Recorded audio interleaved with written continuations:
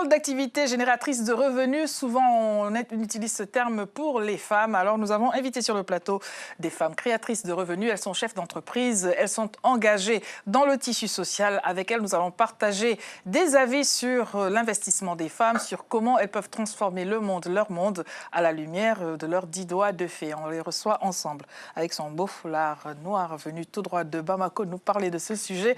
C'est Yassira Kamara. Bonjour Yassira. Bonjour Lady. Chef d'entreprise Yass Communication, on aura l'occasion de revenir dessus. Merci d'avoir accepté d'être présente. Et puis à ma droite, avec ses belles lunettes de star, c'est Julie Abissege. Bonjour Tata Julie. Bonjour.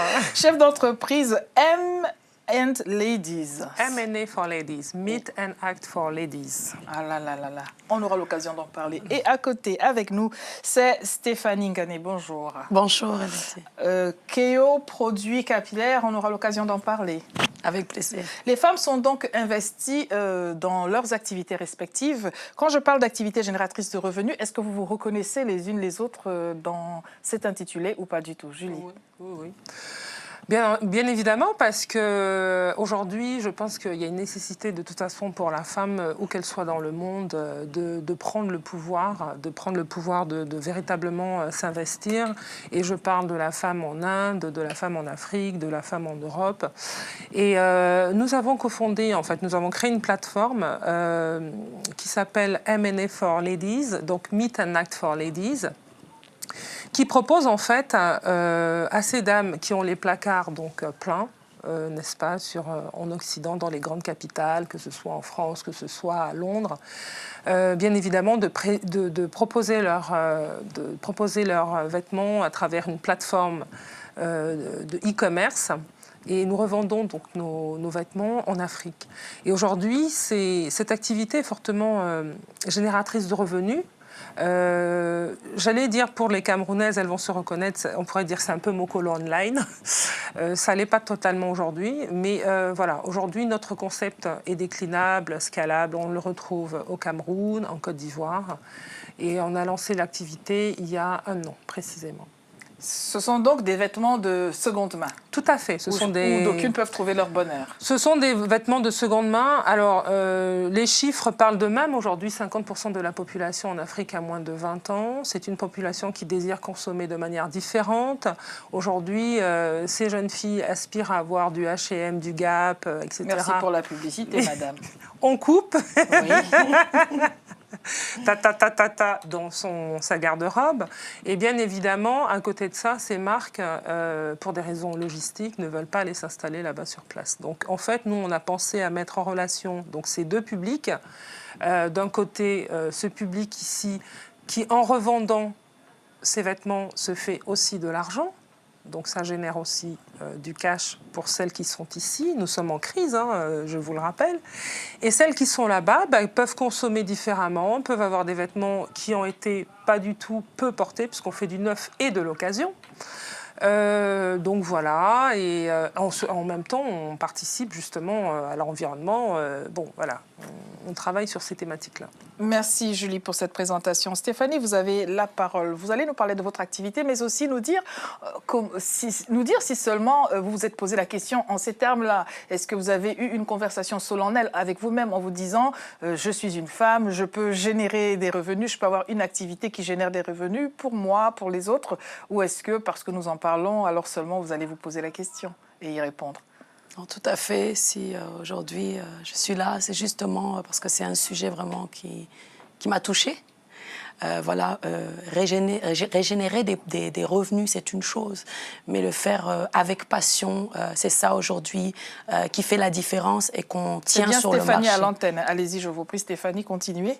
Donc, je disais qu'en fait, régénérer des produits, des revenus, c'est une chose. Faire de la vente, du business, c'est une chose. Mais quand c'est une passion vraiment qui nous tient à cœur, on le fait différemment. Et je crois que les clientes, les femmes autour de nous, parce qu'on s'occupe plus particulièrement des femmes, le ressentent au niveau du toucher, au niveau de l'accueil. Voilà, il y a des endroits où on va, on sent qu'on n'est pas la bienvenue, on sent qu'on dérange, on sent qu'il y a un problème. Et on ne sort pas toujours satisfaite. Et c'est vrai que j'ai constaté vraiment de le faire avec cœur et avec passion. Ça fait la différence et les clientes fidèles nous le rendent bien. Pour ne pas torturer nos téléspectateurs d'impatience et de suspense, on va leur parler de votre activité. Que faites-vous? Alors présentement, je suis en fait dans la beauté, le conseil capillaire, donc le cheveu.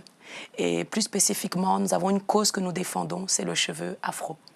Pourquoi le cheveu afro? C'est une bonne question. De par mon histoire, j'ai été formée donc dans la coiffure européenne et c'est vrai que présentement sur le marché, on a plein de salons. On a aussi des salons afro, mais aujourd'hui, il faut toujours avoir des diplômes, une connaissance. Et cette connaissance-là, je l'ai beaucoup cherchée. Et voilà, j'ai eu la grâce de rencontrer une professionnelle aussi qui était passionnée du cheveu et qui s'appelle Charlie Lemassi, qui est d'origine camerounaise, qui est à Toronto, que je salue parce que j'ai été à ses côtés et quand je l'ai vu coiffer, j'ai été bluffée de savoir que le cheveu afro peut bouger. On peut mettre la main dans ses cheveux, on peut se sentir belle, naturelle. Sans pour autant, artifice? Voilà, sans artifice, sans mettre de mèche, sans mettre de perruque, se laver les cheveux, le cheveu respire et je suis restée à ses côtés et Charlie a pris le temps voilà, de nous former parce que je travaille aussi avec Simona Gross qui est d'origine brésilienne et a pris ce temps de nous transmettre sa passion. Et aujourd'hui, nous sommes encore là et c'est vrai que je peux dire que nous sommes des incontournables sur Paris et que les femmes connaissent notre adresse parce qu'on restaure, on répare les cheveux et on est face à des cas où les clientes sont désespérées, n'osent plus mettre les pieds dans un salon. Et aujourd'hui, nous sommes là grâce à nos clientes et de par cette passion. Puisqu'elles vous connaissent, qu'il y a cette notoriété, on ne donnera donc pas votre adresse puisque c'est chose faite. Madame, monsieur, si vous voulez mettre non pas les pieds mais la tête dans un salon de coiffure, écrivez à ladyvousécoute@telesud.com. C'est une activité génératrice de revenus où on retrouve beaucoup les femmes, la coiffure, la mode, tout ce qui en fait... je vais parler de l'apparence des femmes. Souvent, les femmes sont déjà investies sur ce front-là. Nous allons donc partir, et je le disais au début de cette émission, Yassira, vous arrivez tout droit de Bamako, il se passe peut-être d'autres choses là-bas ou alors des choses identiques et nous sommes curieuses de savoir comment la question des revenus des femmes se pose, quelles sont les activités dans lesquelles elles sont investies et puis bien sûr on parlera de ce que vous faites. Effectivement, déjà quand vous avez demandé est-ce que nous sentons toutes les trois dans le thème des femmes génératrices de revenus. Venant de Bamako, je dis oui, surtout que là-bas, c'est carrément une réalité quotidienne. Hein. La vendeuse de tomates dehors, elle est en plein dedans, tout comme la ministre qui crée des structures pour aider les jeunes et tout ça. Oui, forcément. Mais l'expérience que je peux comment dire, décrire de Bamako, c'est que générer des revenus en étant une femme jeune, c'est vraiment un parcours de combattant. C'est-à-dire qu'il faut d'abord... Moi, le premier problème auquel je me suis confrontée, puisque je ne l'ai pas dit, donc Yass Communication, c'est vrai qu'on a tellement une myriade d'agences de communication, que ce soit en Afrique subsaharienne, Afrique de l'Ouest, au Maghreb, mais on se perd. Donc je me suis retrouvée dans une jungle de sociétés qui font des calendriers, qui font des logos, qui font des visuels. Voilà. Et du coup, l'expertise que je voulais apporter, c'est-à-dire la communication, le pont entre les générations, le pont entre les rêves et ce qui peut être accompli, était complètement difficile, sans parler de tout l'aspect administratif, c'est-à-dire la comptabilité, le management. Au bout d'un moment, je me suis dit, j'ai tout fait.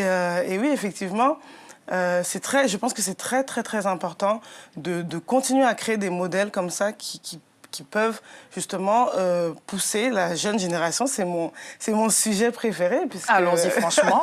Allons-y. À rentrer dedans, parce que, comme je disais tout à l'heure avant d'entrer en plateau, il y a tellement de choses à faire. Il y a tellement de domaines où on a besoin justement d'entrepreneuriat.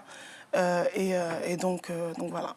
Ce qui pose la question de l'entrepreneuriat au féminin, et puisque vous avez la parole, vous allez la garder, est-ce que ces secteurs d'activité dans lesquels les femmes sont investies sont des secteurs d'activité majoritairement féminins, hein, on parlait tout à l'heure du capillaire, du vêtement, ou est-ce que c'est indifféremment des femmes, des hommes, chacun peut-il trouver sa place? C'est ça la question.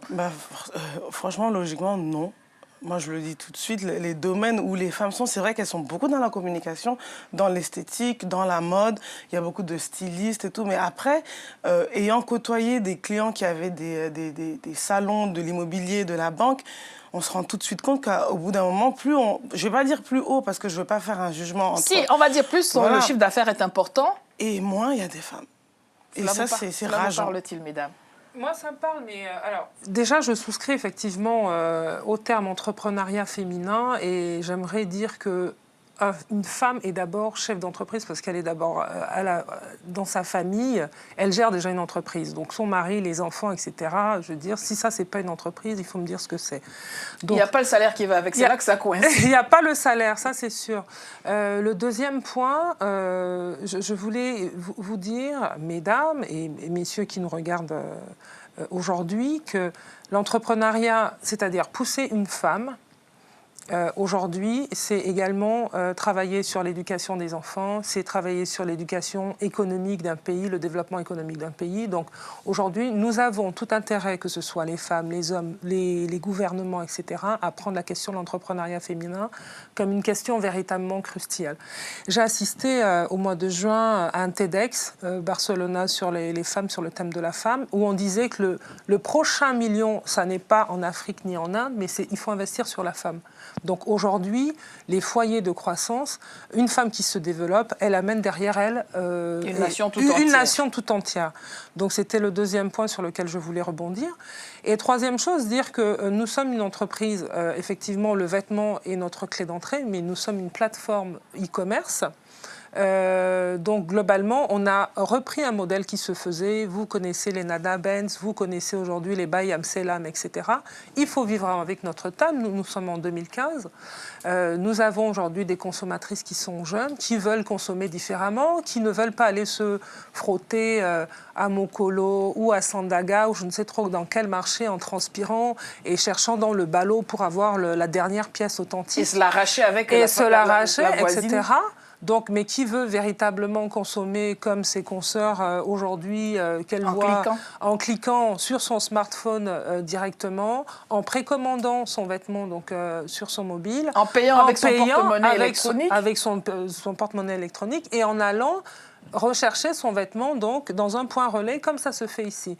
Donc, cette aspiration-là à une jeunesse, à des femmes qui veulent consommer différemment, aujourd'hui, je pense qu'on peut aussi, je veux dire, on peut rêver à ça, on peut souscrire à ça, d'autant plus que nous, ce que nous allons proposer dans un second temps, c'est qu'effectivement, nous allons travailler avec des stylistes et des créateurs africains qui, eux aussi, veulent conquérir un marché à l'occidental et proposer cette même expérience, justement, à des jeunes occidentales qui voudraient porter un boubou qui en voudraient pagne. porter l'Afrique. Exactement, exactement. Alors, Stéphanie, dans cette aventure qu'est la création d'entreprises pour les femmes et le fait de devoir générer des revenus, parce qu'on ne crée pas pour faire joli, mais c'est parce qu'on veut quand même gagner sa vie, est-ce que c'est facile tout le temps ?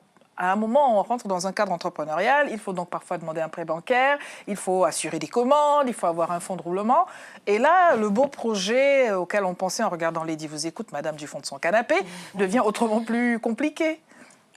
Tout à fait. Je commencerai à dire que l'union fait la force.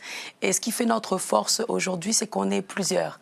Voilà, dans l'aventure de l'Institut capillaire Kéo.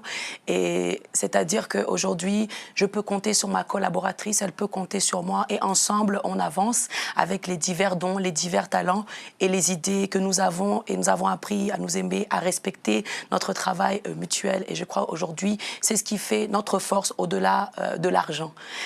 Voilà. Et mais maintenant, pour payer son loyer, le loyer de son entreprise, tout l'amour que vous avez les unes pour les autres ne résout pas le problème. Tout à fait. C'est vrai qu'on a une façon différente de travailler. Par exemple, je suis collaboratrice, mais je suis aussi auto-entrepreneur. La raison pour laquelle j'ai choisi l'auto-entrepreneuriat, c'est que j'ai besoin de temps parce que j'ai plusieurs casquettes, notamment formatrice, commerciale, et j'aime aussi aller de l'avant avec les passions que j'ai. Et justement, c'est ce qu'on respecte entre nous. Quand on a un projet, cela me permet, par exemple, de voyager, parce que j'ai besoin de voyager notamment pour un ONG là pour lequel on travaille et en mission dans d'autres pays. Donc, cela me permet de m'absenter autant que je veux et et revenir et trouver, comme on le disait à l'instant, la plateforme. Et notre objectif, c'est de faire justement grandir cette plateforme parce que je sais pertinemment que je ne suis pas non plus toujours appelée à rester sur place. Et ce qui fait notre force, c'est que je sais que mes collaboratrices sont là pour faire monter l'entreprise. Quel que soit le pays où nous nous trouvons, nous arrivons à maintenir donc l'auto-entrepreneuriat. Alors, la Bamakoise, je voudrais rappeler que vous êtes de Guinée-Conakry, née en France, étudiée en France, et puis après, de mère congolaise, pour ne rien gâcher. Ensuite, vous êtes allée vous installer il y a quelques années, quelques mois, on va dire une année à peu près, un peu plus, au Mali. Cette expérience, finalement, pour vous, est-elle, si c'était à refaire, le referiez-vous? Seriez-vous prête? Êtes-vous revenu chercher vos affaires pour partir définitivement? Êtes-vous revenu avec vos affaires parce que finalement c'était un peu plus compliqué? Sans vous fâcher avec personne, qu'en est-il? Bon, Lady, vous êtes devin, je ne sais pas comment vous faites. Mais d'abord, avant de répondre, je voudrais juste faire écho aux deux interventions qui viennent de passer, à savoir qu'entre le comment on gère les salaires, les loyers et comment aussi on utilise, parce que justement, il y a quelque chose que j'utilisais beaucoup, c'était Internet. Internet m'a sauvée parce qu'il y a un moment, je travaillais avec un MacBook, pardon pour la marque encore, et un smartphone et une connexion 3G. Je n'avais même pas le Wi-Fi, mais j'arrivais à gérer des marchés. Et en même temps, l'autre écho sur le côté des frais, quand on veut être entrepreneur, c'est qu'il n'y a pas... Bon, pour l'Afrique de l'Ouest, pour Bamako, il n'y a pas de facilité d'accéder à des prêts. Il y a un manque de confiance. Je ne sais pas si c'est parce que, voilà, on se dit que les jeunes ou les femmes ne savent pas gérer l'argent, voilà. Mais et j'ai rencontré d'autres jeunes femmes qui sont venues, qui se sont confrontées à ça. Donc après, il faut faire appel à des fonds propres, ou il faut organiser des événements encore plus... Enfin, mais... donc la question initiale, c'était, pardonnez-moi... Faut-il le refaire? Est-ce que c'est une expérience que vous auriez envie de reconduire? Est-ce que vous voulez vous installer dans cette dimension-là? Ou est-ce que vous avez juste envie de reconsidérer les choses aujourd'hui? Bon, là, on est dans confession intime. Honnêtement... Personne ne nous regarde. Honnêtement, non. J'étais pas préparée. Humblement, hein, je ne dis pas que ça n'a pas marché. Ça a marché dans le sens où j'ai acquis certaines expériences, j'ai acquis certaines choses. Je n'ai pas eu un retour financier comme je le voulais. Parce que peut-être je ne savais pas négocier les prix. Il faut dire la vérité. J'avais un marché qui devait faire peut-être 5 millions de CFA. On me dit non, s'il te plaît. Et donc moi, du coup, je me dis, la personne... Voilà, il faut aider l'Afrique. Voilà, il faut aider. Exactement, puisque c'est... En fait, en partant, je me suis trop fait confiance sur... voilà, je vais aller en Afrique, je vais faire mon truc, ça va bien se passer. De toute façon, moi, je connais. Nanani. Oui, c'est vrai, j'ai mon expertise. J'ai pu faire certains événements, des forums, des conférences, gérer des hôtels avec l'événementiel. Mais en termes de bénéfices, non. Peut-être que ce n'est pas un bénéfice en sonnante et en trébuchante, mais en expérience. Oui, ça c'est clair. Mais après, au bout d'un moment... Il faut payer son loyer. Il faut payer les hôtesses, il faut payer les techniciens, il faut payer... Et ça, c'est pas avec toute l'expérience du monde, ne peut pas leur permettre de faire bouillir leur marmite. Non. Bon, alors... En ce qui me concerne, en fait, j'ai une expérience complètement différente. Moi, j'ai été dans les entreprises, les grands groupes pendant 16 ans et j'ai tout quitté pour entreprendre. Parce qu'aujourd'hui, pour moi, l'entrepreneuriat, c'est vital et j'ai vraiment pas du tout le même... le même vécu. Pas du tout. Non, pas encore. Pourquoi? Parce que je pense qu'en ce qui me concerne, en tout cas, j'ai ouvert une boîte de Pandore. Et à 43 ans, entreprendre, je pense que j'ai la chance d'être dans un pays qui permet de s'outiller, d'aller à l'école, de retourner à l'école. Donc, c'est ce que j'ai fait. Et ma première expérience entrepreneuriale a été faite effectivement avec des associés, comme vous disiez tout à l'heure. Aujourd'hui, mes associés sont en Afrique. Le projet est viable, il est rentable. Ce qu'il faut, c'est passer à l'étape suivante parce qu'on a autofinancé au début. Chacun a mis un peu de sa poche. Le Love Money, comme tout le monde le sait, maintenant, il faudrait qu'on ait des investisseurs qui croient à ce projet et qui mettent... Donc, pour moi, c'est un projet que je dirais à long terme. À côté de ça, ça m'a donné l'idée d'ouvrir une agence de communication que je lance là depuis septembre, qui s'appelle donc Ju Event, et pour laquelle, en fait... Aujourd'hui, je pense vraiment me réaliser pleinement. Donc, en gros, pour dire que le doigt qu'on met dans l'entrepreneuriat, c'est un virus. Une fois qu'on l'a, on ne peut plus s'en passer. On n'en guérit jamais. Je veux dire, je reprends les termes que j'ai entendus, la passion, on ne va pas le retrouver ailleurs, l'indépendance, etc. C'est vrai qu'on rame, je gagne beaucoup moins. La folie ? La folie, l'audace, la disruption et surtout la liberté. Mener les projets et choisir les projets qu'on a envie d'accomplir. Et choisir ses clients, c'est aussi un grand luxe. Donc c'est vrai que ça a un prix, ça a des sacrifices. Alors certainement, on galère au début, ça il faut le dire, hein, parce que les contraintes administratives. Mais moi je dis aussi, il faut apprendre à retourner à l'école. J'étais la semaine dernière à un forum, il y a une dame qui faisait part de son parcours, qui dit après avoir eu ses enfants, etc., est repartie à l'école pour faire son barreau. Donc, parce qu'elle voulait être avocate. Donc, à un moment donné, il faut aussi se rendre à l'évidence, c'est qu'on a la possibilité de reprendre des études à tout moment, à tout stage. Il faut s'outiller, il faut s'éduquer. Et l'éducation est primordiale. Après, c'est se faire confiance. Mais j'aime beaucoup ton honnêteté, si je puis me permettre, quand tu dis « j'étais pas assez prête ». Il faut. Et pour moi, c'est pas un échec. Ce sont des expériences. C'est une expérience que tu as eue qui va te permettre de rebondir sur autre chose. Alors, petite question, n'y a-t-il pas une petite voix qui vous avait dit de ne pas faire ainsi? Et autre question. Mais je veux juste par contre, le côté où il faut revenir à l'école, je suis d'accord, mais je pense à des femmes qui ont des projets, qui sont, par exemple à Bamako, qui ont des bassins, qui ont des pailles et qui veulent faire des boutiques en ligne et tout ça, qui n'ont aucun moyen d'aller faire une HEC ou quoi. Je pense que c'est plus un apprentissage peut-être. C'est-à-dire qu'il n'y a pas assez de... Sur le tas, peut-être? Oui, sur le tas. Cela ne voudrait-il pas dire, mesdames, que vous pourriez, dans vos activités diverses, vous positionner aussi en tant que formatrice pour cette catégorie de public qui ne peut pas, de manière formelle, retourner à l'école, à la formation? Effectivement, j'allais en venir en disant qu'aujourd'hui, sur ce plateau, chacune de nous a son expérience, etc. Aujourd'hui, si c'est travailler avec l'Afrique, c'est être force de proposition et transmettre un savoir qu'on a déjà.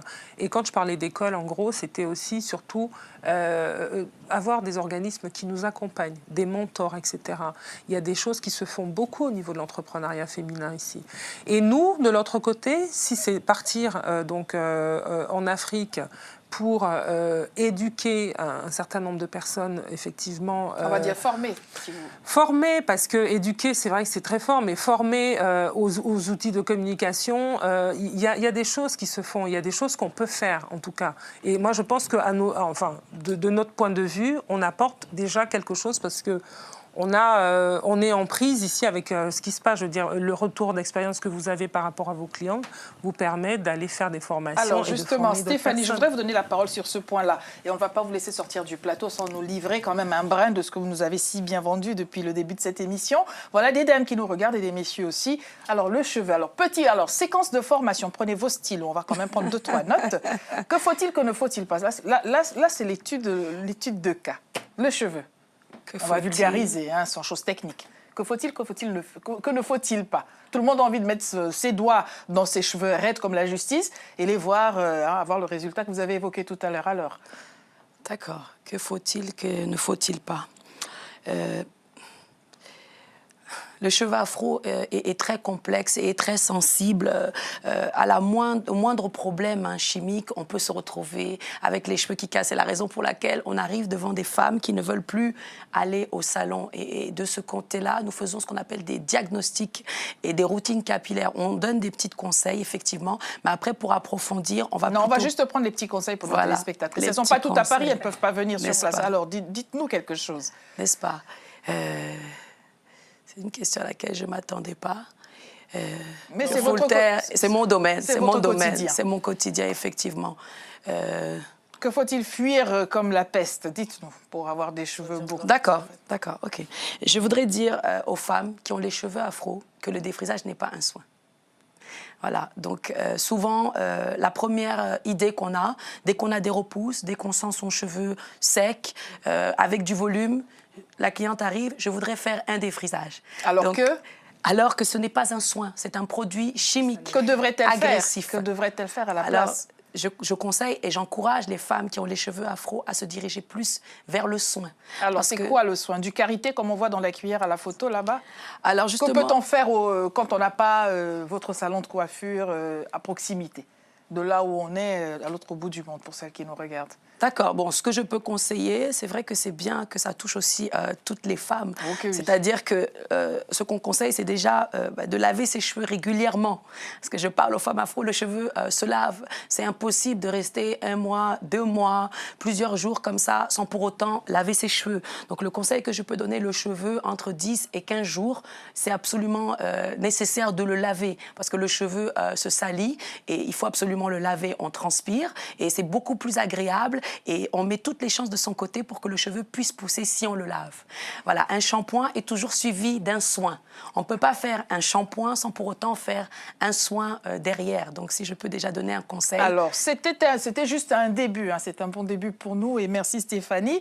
Un peu moins d'1 minute pour terminer cette émission. Je voudrais juste laisser le soin à chacune de donner non pas la conclusion, on ne peut pas refaire le monde en 26 minutes, mais sur quoi voulez-vous partir, les perspectives? Alors, moi, je voudrais vraiment insister pour les jeunes, pas que les jeunes africains, parce que j'ai changé depuis, chers téléspectateurs, j'ai mûri.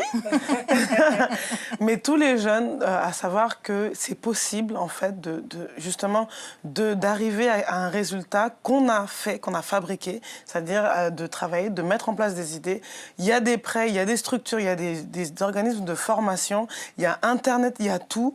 Et j'encourage vraiment ma génération à se sortir de cette prison de ouais, « oh, il n'y a pas, non, je suis noire, on m'a pas donné ». Non, on peut y arriver. Si on veut, on peut. Alors, Julie, en une phrase, parce que la régie me dit que c'est fini et c'est vraiment fini. Alors un en mot. une phrase, moi, je vous invite à venir à un événement que j'organise, qui est le mardi 10 novembre, donc sur le thème de la mode africaine. Et Le lieu, l'adresse. Alors, et si le chic faisait du fric, le lieu, c'est dans le 8e arrondissement, donc c'est 5 rue Beaujon. Et la date, c'est le mardi 10, donc c'est la veille d'un jour férié. Et nous allons travailler, discourir ensemble justement sur la mode africaine et voir comment on peut faire venir des stylistes C'est fini, sur le Julie, continent c'est ici. fini. Merci beaucoup. Merci beaucoup. Et puis, retenez bien, c'est Institut Kéo pour avoir des cheveux comme dans vos rêves. Merci à toutes les trois d'avoir accepté notre invitation. À demain. Merci. Merci.